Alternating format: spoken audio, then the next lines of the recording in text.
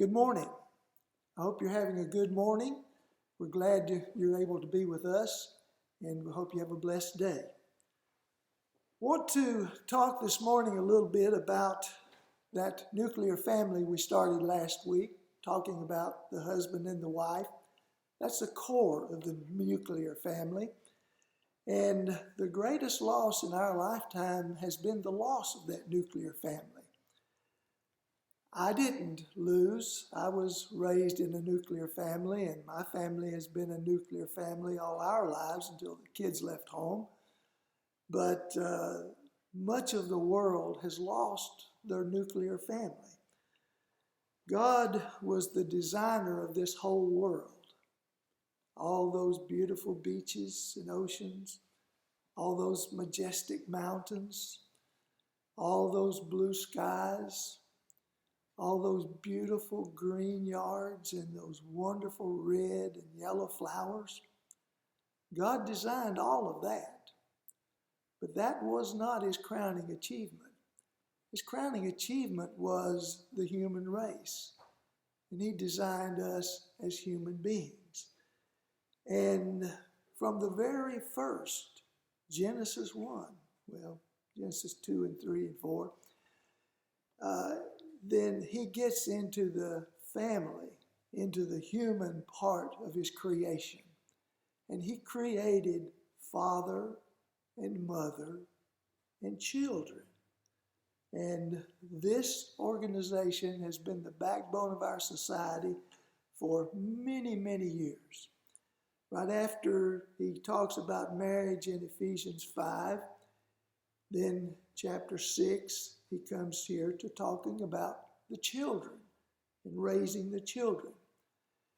Ephesians chapter 6 and verse 1 says, "Children, obey your parents in the Lord, for this is right. Honor your father and mother. This is the first commandment with a promise, that it may go well with you and that you may live long in the land." God made the promise, and God gave the command, and it's there for us to deal with in our families and in our world. He goes on to say, "Fathers, do not provoke your children to anger, but bring them up in the discipline and instruction of the Lord." Now, I know many people very concerned about their children's education. I have a granddaughter entering college this fall. It's been a very arduous process to find the right college and get the right match and have the right education. But they found one, and she begins that journey. But fathers, you have, before they leave home, a tremendous amount of instruction to do with your children, that their days may be long. They live a long time, and there's no guarantee to a long lifehood, but if you do not train your children, they're at a much higher risk of not attaining adulthood. And in our society, this has become difficult, if not impossible, to maintain what we would like to have. So we struggle and we work with what we have. God will give us the blessing, and God will help us through our way. Will we have some heartaches and some failures? Yes, we have to deal with those every year, just about, it seems. But we have this process. So how does a child manage to come out as a little infant, precious little things, and then grows up and eventually steps out into the world on his own? That's a long process, and some of those are successful. Is it luck? Is it diet? Is it good luck charm? No, I think it's this process that God gives us to train our children. And I'll guarantee you that if any of us could go back and start again, there are many things we would do differently. And we take these children, groom them to become adults. And what does that process involve? It's intense. Look at the intensity in Deuteronomy chapter 6. This is a rather classic passage on raising children. And these words I command you today shall be on your heart. You shall teach them diligently to your children, and shall talk of them when you sit in the house, and when you walk by the way, and when you lie down, and when you rise. That's a good part of our day, isn't it? There was a time in our country when the average child was beside his father or mother much of their their young adult life. All of their life until they left home, they were very close to their parents. In this generation, your kids leave you quickly. Preschool starts sometimes at 2 and 3 years old. Kindergarten is about a standard now. First and second grade, the little boogers are already well trained and going to school, enjoy it, look forward to it.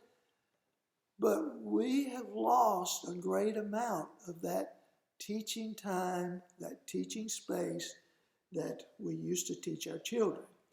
So upon this generation, it's going to put an extra burden to teach God's Word, to instill our children with the principles and the important pieces of information that they need to grow into adulthood, be productive adults, and raise our grandchildren to be good children.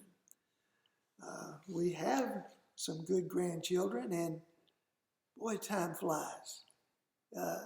We could even have great grandchildren, and it gets a little scarier every day in this world, doesn't it? And it's a deal that has a lot of problems.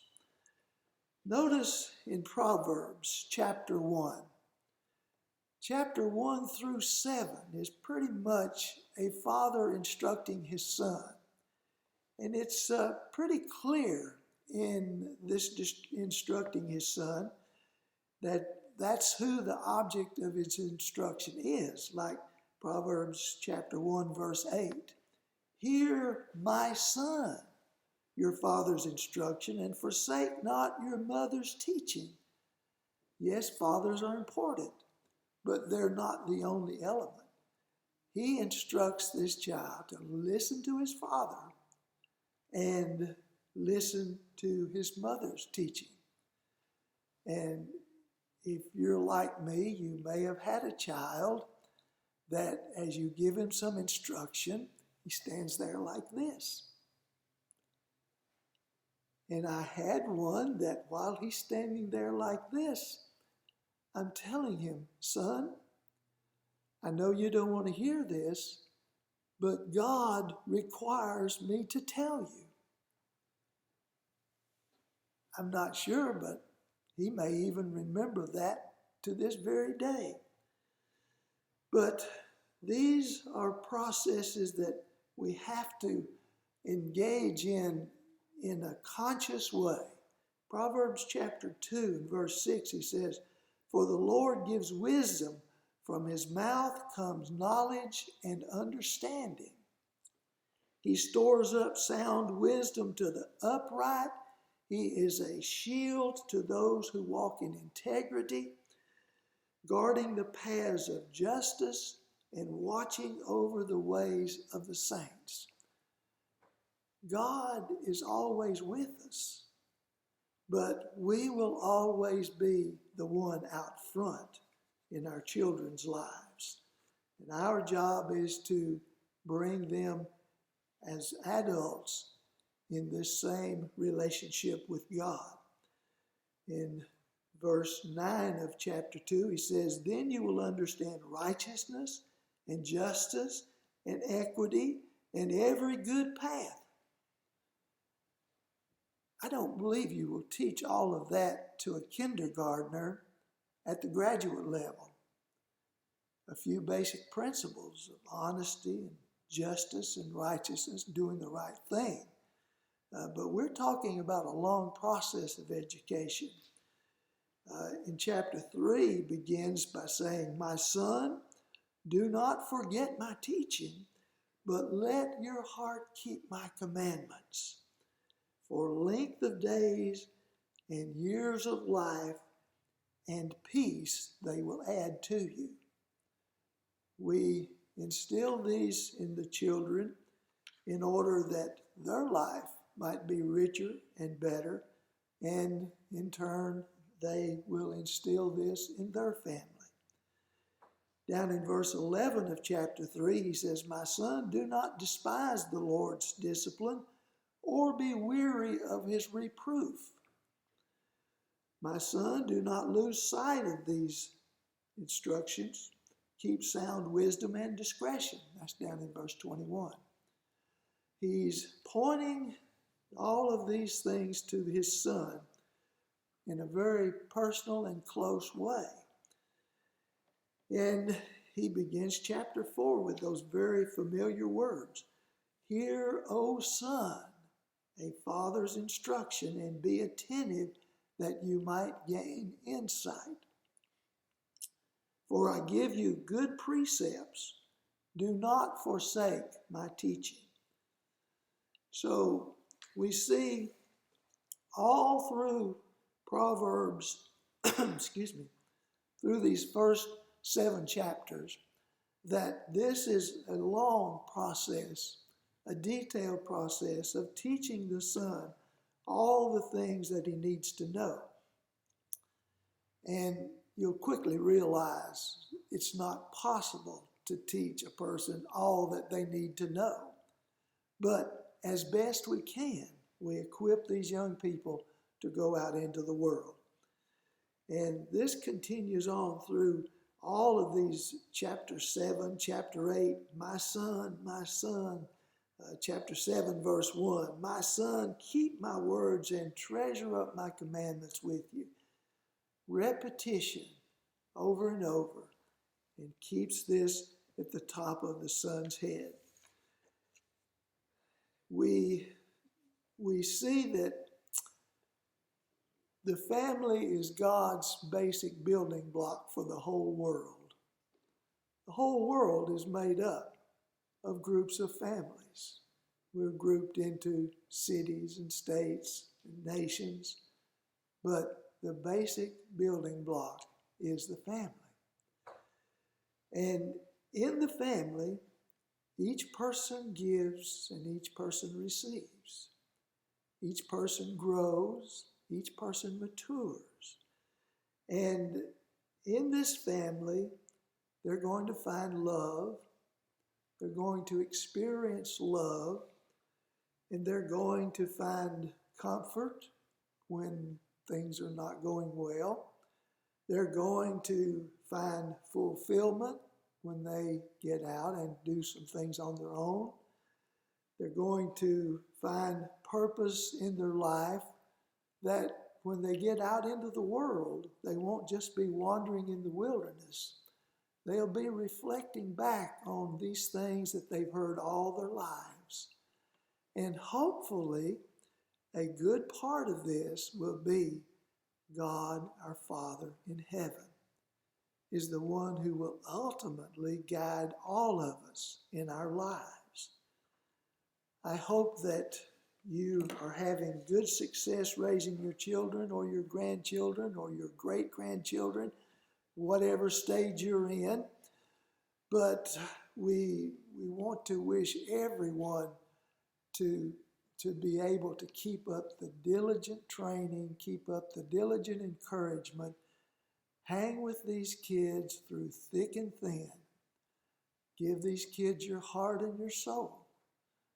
And one day we hope to all stand together as a family up in that city with the golden streets.